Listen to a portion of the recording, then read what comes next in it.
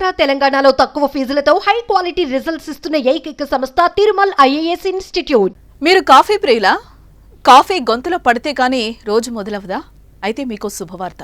రోజుకు 3 కప్పుల కాఫీ తాగితే మీ గుండె పదిలంగా ఉన్నట్లే. టీ, కాఫీలలో ఉండే కెఫైన్ దీనికి కారణమని, ఇది మధుమేహం, పక్షవాతం వంటి జబ్బులను దూరం పెడుతుందని చైనా సైంటిస్టులు చెబుతున్నారు. లక్షలాది మంది వాలంటీర్ల ఆరోగ్య వివరాలకు సంబంధించిన సమాచారాన్ని విశ్లేషించి ఈ విషయాన్ని నిర్ధారించారు. కాఫీ నిజంగా ఆరోగ్యానికి మంచిది. కాఫీలోని కెఫిన్ ఉంటుంది. ఇది నర్వస్ సిస్టమ్ పై ప్రభావం చూపిస్తుంది. కెఫిన్ ఒకసారి న్యూరల్ రిసెప్టార్స్ తో బైండ్ అయిన తర్వాత సెంట్రల్ నర్వస్ సిస్టమ్ తో స్టిమ్యులేట్ అవుతుంది. దీంతో మిమ్మల్ని అది అలర్ట్ చేస్తుంది.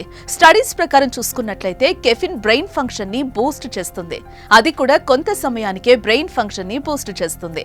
అదే విధంగా ఇది మూడ్ ని ఇట్టే ఇంప్రూవ్ చేస్తుంది, అటెన్షన్ ని పెంచుతుంది. లెర్నింగ్ ఎబిలిటీని కూడా మనం కాఫీతో పెంచుకోవచ్చు. ఇలా పలు మానసిక సమస్యలకి కాఫీ మేలు చేస్తుంది.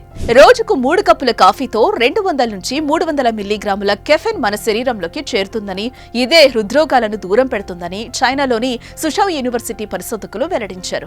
కాఫీ, టీలు మాత్రమే కాదు, కెఫైన్ ఉండే చాక్లెట్లు, ఎనర్జీ డ్రింక్లు, స్నాక్ బార్స్ ఇలా ఏవైనా సరే కానీ రోజుకు 300 మిల్లీగ్రాముల కెఫైన్ శరీరంలోకి చేరితే సరిపోతుందని చెప్పారు.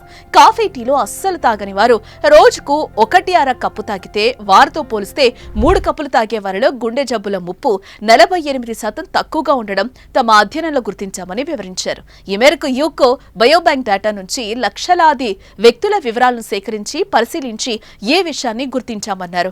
అలాగని మితిగా తాగితే అనేక నష్టాలుంటాయని కూడా హెచ్చరించారు.